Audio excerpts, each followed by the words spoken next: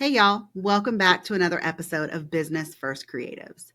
Today, we're going to unpack one of the most important moments in your client experience, and that's the offer introduction.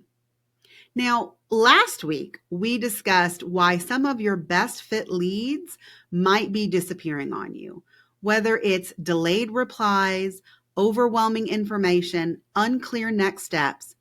Sometimes you get a lead that seems totally awesome and they don't follow through and say yes to your offer. But what if the way that you're introducing your offer is actually the problem? Now, there are a multitude of ways that you can introduce your offers. And I'm talking about what happens after they contact you. Because, of course, people could have seen your offer on Instagram or your website, or if they're a referral, they could have heard about how you work from their friends. But regardless of how someone first sees your business, and gets an idea of what you offer, you still always have the opportunity to walk them through your offer and give them clarity and confidence in a different medium. And so whether you hop on Zoom and do a live sales call, or you record a walkthrough video, which replaces a sales call, which gives them all of the information about your offer and how you work, or if you use VideoAsk chat to create a guided experience, all of these are opportunities for you to connect with your lead at the same time that you are introducing the offer. And so today, I want to talk about how to prepare for this moment, regardless of how you introduce the offer, what to say, and how to get a confident yes or no if your offer is not a good fit for them. So the one thing that I want to be clear on is that your offer introduction is more than a pitch. It's the moment when someone decides to trust you with their time, their money, their family, their business, their memories. And when done right, the offer introduction builds confidence and connection and can help you get them to say yes. But when it's done wrong, it can derail even the warmest lead, which is what we talked about in last week's episode.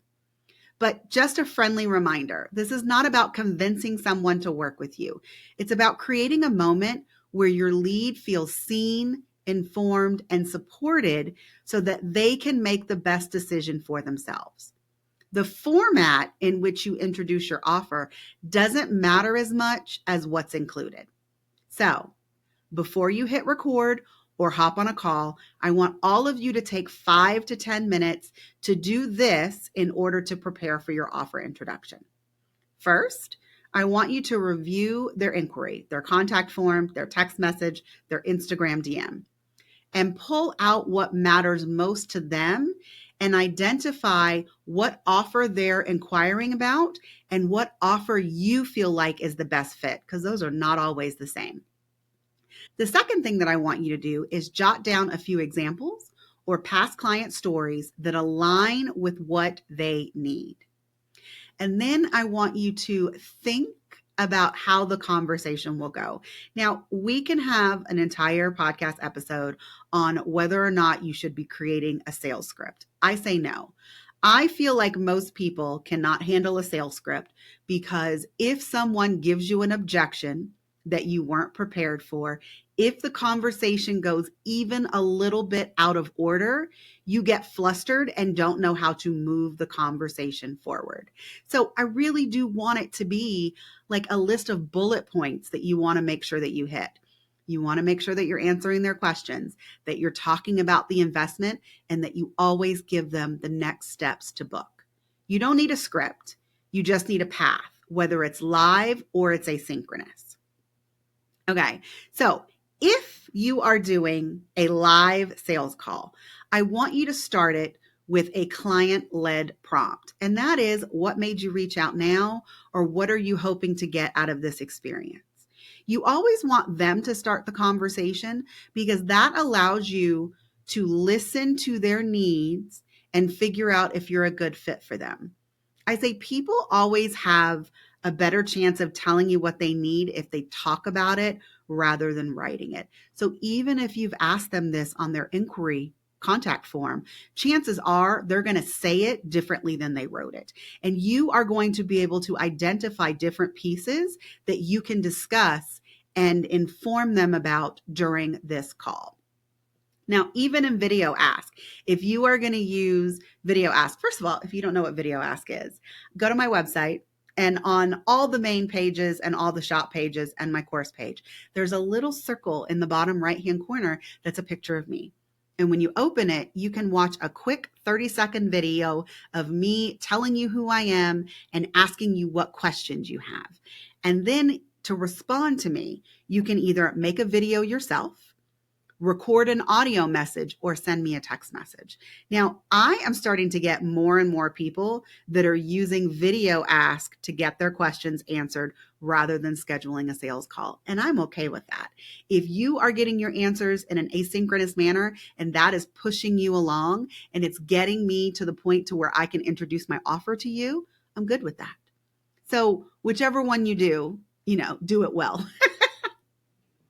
So the second thing that I want you to do is that I want you to share your process simply. This is not when you are supposed to go into every single detail of your offer, especially if you're like a wedding photographer or you're designing someone's website. You don't need to give them the nitty gritty about exactly how you're going to do the timeline, how you choose where to put what, how many different forms you're going to have them fill out. You want to give them the broad strokes. What you're going to give them at the end of the experience is mostly what you want to talk about. The process to get there should just be an overview. The third thing that I want you to do, no matter how you are introducing your offer, is I want you to state your investment with confidence. Now, sales call, VideoAsk, those are when you're actually going to be saying it out loud. But you will find that some people are going to skip that personal interaction altogether and just send a proposal. And there are still tons of ways that you can do that on your proposal. Like, make sure that you are giving them the information in a warm way. Don't just state the price and then ask them to sign on the dotted line. You have to give them information no matter how you are introducing the offer. The last thing that I want you to do is give them the next steps to book. The number one mistake that I hear people make related to a sales call is they say, and then I ask them if they want the proposal. And I'm like, wait, full stop. You are the one that is guiding this conversation. So you don't need to ask them if they would like for you to send a proposal. You need to tell them that is what you are going to do when the call ends. I like to say, okay, and I know that this was a lot of information, but within the next hour, I'm going to go ahead and send over the proposal, and it is going to have all of the information that we discussed on this phone call and the next steps to book and confirm your session, your offer, whatever it is. But don't leave it ambiguous. And if you are sending them the proposal and the next step is to confirm services, sign the contract, and pay the invoice, tell them that on the call. Let them know that that's the expectation. If you are someone that puts a soft hold on a date for someone for, like, let's say 72 hours, tell them that at the end of the call. You always want to be clear but supportive. You want them to be informed and be able to make a decision with all of the information. But at the end of the day, you are in control. This is your business. And so I don't ask anyone if they would like to take the next step. I tell them what the next step is, and then I send it. Okay, so this does beg the question, because I just made a big point of emphasizing that I don't tell people at the end of the call, do they want a proposal? I tell them that I'm sending it. But when should you actually send the proposal? Because sometimes people ask, well, Coley, would it be more helpful if I sent it before the call? And here's my opinion on that. If you send it before the call, there's nothing wrong with that. If you send it after the call, there's nothing wrong with that. If you decide that you want to only send a proposal and not do a sales call, there is nothing wrong with that. I just ask that however you have your first conversation with them and introduce the offer, that you are clear about what the offer is and what the next steps are. So if you send the proposal after, you will have the opportunity to tailor the details inside depending on what you discussed on the phone. So a good example of that for me is, let's say that you were inquiring with me about system setup, and my proposal has testimonials from photographers. Well, if I'm discussing it with you and you're a website designer, I'm going to go back in my little testimonial bank and I'm going to make sure that before I send you that proposal, it has examples for other website designers that I have set their systems up. I want to make sure that when you review the proposal, that it has information that is of importance to you and that you can see yourself in. Because if you're a website designer and all you've seen me do is talk about photographers, if I have set up anybody else's website design process in Dubsado or Honeybook, you probably want to know that. That would make you feel more confident that I can create the systems that you are looking for. Now, if you want to send the proposal before the call, that will actually give them time to review your process, review your pricing, and make a list of questions to ask you. Neither is wrong. And if you're not sure which one you should do, I honestly say flip a coin. The next lead that you get, send it after. The one after that, send it before. Do it a couple of different ways until you figure out what feels best for you. Okay, now coming back to VideoAsk as a sales call alternative, I want to tell you that I have been getting more and more inquiries that have started there. And my conversion rate off of VideoAsk is incredibly high. Now, some people are inquiring about templates in my shop. Somebody is asking about the course, and then other people are asking about the one-to-one services.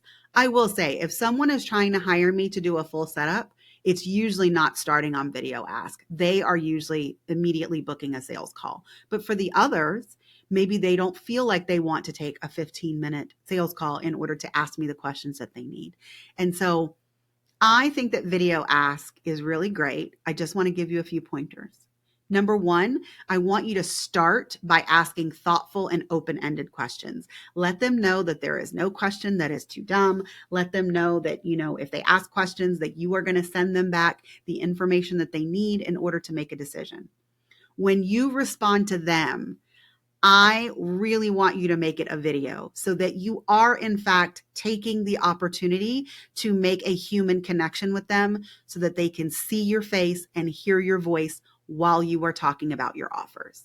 And just because it's on VideoAsk doesn't mean that you shouldn't give them the next path to book. Now, I will say, I don't automatically send somebody a proposal that has inquired on VideoAsk. That might be the one time where I actually say, and if you're interested in taking the next step, or if you don't have any additional questions, I would love to send you a proposal.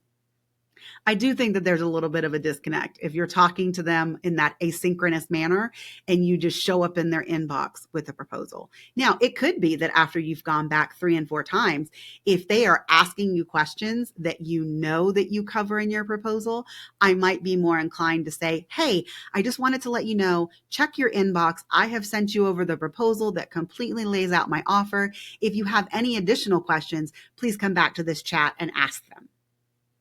But I wouldn't immediately respond to someone's VideoAsk with a proposal. But I love VideoAsk because it is flexible, it is client-led, and it still makes you feel like you, but you are answering their questions on their timeline. Okay, so the next time that you wonder why a lead didn't book, I want you to ask yourself, did I truly introduce the offer, or did I just send a link to pay an invoice? And whether you choose to do a live sales call, a sales call replacement video, or a VideoAsk chat, your offer introduction needs to feel personal, grounded, and easy to say yes to. Now, if you want help fine-tuning this process, that is exactly what my strategy calls are for. This is an opportunity for us to get on a call, look at your proposal, discuss what you're currently doing in your offer introduction, and make the changes that we need so that when you introduce your offers to your next lead, you feel more confident in doing so. So if you would like additional information on my strategy calls, there is a link in the show notes. All right. I hope that you have found this episode helpful to think about how you are introducing your offer to the people who are inquiring in your business. But that's it for this episode. See you next time.